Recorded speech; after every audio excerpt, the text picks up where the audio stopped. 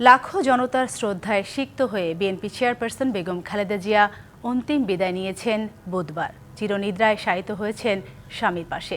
সেখানে আজ দলীয় নেতাকর্মী ছাড়াও শুভাকাঙ্ক্ষীরা ভিড় করছেন। দর্শক এ বিষয়ে আরও জানাতে জিয়া উদ্যান থেকে আমাদের সাথে যুক্ত হচ্ছেন সহকর্মী আরিফুল ইসলাম। আরিফ, গতকাল চিরনিদ্রায় শায়িত করা হয়েছে বেগম খালেদা জিয়াকে। আমরা গতকাল দেখেছি তার জানাজায় ছিল লাখো মানুষের ঢল। তার কবরে শ্রদ্ধা জানাতে আসা সাধারণ মানুষ থেকে শুরু করে নেতাকর্মী যারা আসছেন তারা কি বলছেন? সাথে গতকালকের যে জানাজা অনুষ্ঠিত হয়েছে সেটা কিন্তু একটা ইতিহাস রচনা করা হয়েছে বা যেটা হচ্ছে সারা বিশ্ব, শুধুমাত্র দেশ নয় সারা বিশ্ব দেখেছে।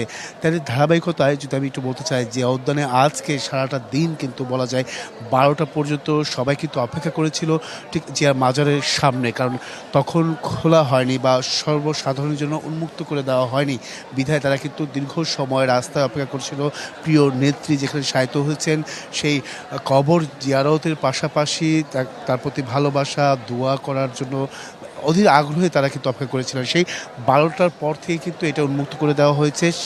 আর সেক্ষেত্রে বলা যায় যে সাধারণ মানুষের যে জড়ো হওয়া জমায়েত হওয়া সেটা কিন্তু ব্যাপকতা বা তার যে বৃদ্ধি সংখ্যাটা আমরা কিন্তু ঘন্টা আমরা দেখছি যে সাধারণ মানুষের আসা যাওয়া কিন্তু বেড়ে গেছে। এখন বিষয়টা হচ্ছে যে এখানে সন্ধ্যা 6টা আমরা যতটুকু জানতে পেরেছি সন্ধ্যা 6টা পর্যন্ত এটা খোলা থাকবে, এর পরবর্তীতে বন্ধ করে দেওয়া হবে নিরাপত্তার কারণে।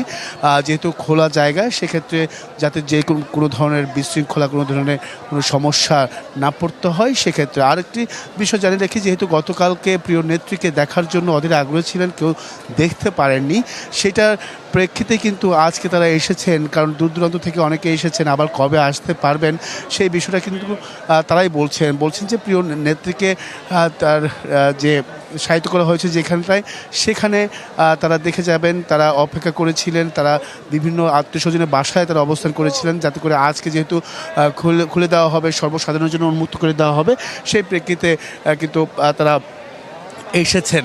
আপনি দেখতে পাচ্ছেন যে স্রোত, সেই স্রোতটা কিন্তু আমরা দেখতে পাচ্ছি এই জিয়ার মাঝারে তার প্রিয় নেত্রীর যে যাকে যেখানে শায়িত করা হয়েছে তার পাশে দাঁড়িয়ে ফুল দিচ্ছেন কেউ, বিভিন্ন সংগঠনরা কিন্তু আসছেন ফুল দিয়ে প্রিয় নেত্রীকে শ্রদ্ধা জানাতে এসেছেন এবং কি দোয়া করছেন। কেউ কেউ আমরা দেখেছি যে কোরআন শরীফ পড়তেও দেখেছি, কোরআন তেলাওয়াত করতে দেখেছি।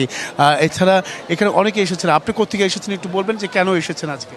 আমি নোয়াখালী কোম্পানিগঞ্জ থেকে এসেছি। আমি গতকালকে ভোর 5টা বাজে এসেছি। আমি জানাজা অংশগ্রহণ করেছি এবং কবর জিয়ারত করার জন্য আজকে গতকাল ভোর 5টা থেকে এ পর্যন্ত আমি এখানে অপেক্ষা করেছি এবং আমি চুল পড়া অনেক কমে গেছে। থ্যাংক ইউ মা। চুলের ভিটামিন জুই মাল্টিভিটামিন কোকোনাট অয়েল। শুধু কবর জিয়ারত করার জন্য আমি পুরো রাত আমি ফুটপাতে ছিলাম শুধুমাত্র কখন আমার নেত্রীর পাশে এসে আমি কবর জিয়ারত করবো, নেত্রীর জন্য দোয়া ফাটাবো, এই জন্য আমি এখানে অবস্থায় ছিলাম। যে আপনি কোথেকে এসেছেন? আমি মোহাম্মদপুর থেকে আসছি। কালকে জানাজায় ছিলাম, আজকে কবর জিয়ারত করার জন্য আসছি, নেত্রীর জন্য দোয়া চাওয়ার জন্য আসছি। গতকালকে তো দেখতে পারেননি, আজকে এসেছেন এই কারণে?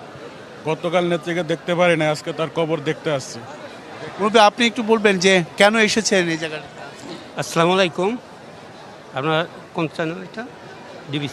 ডিবিসির পক্ষ থেকে আমাকে সুযোগ দেওয়ার জন্য আপনাকে অশেষ ধন্যবাদ।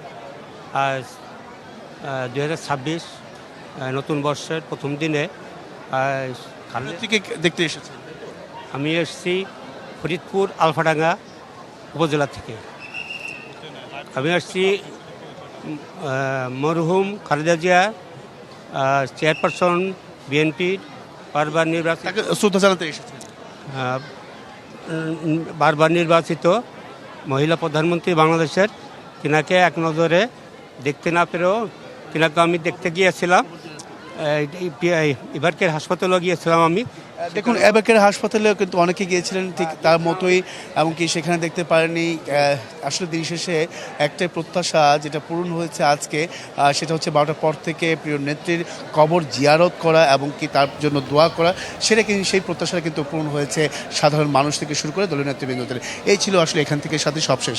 অসংখ্য ধন্যবাদ আরিফ আপনাকে যুক্ত হওয়ার জন্য।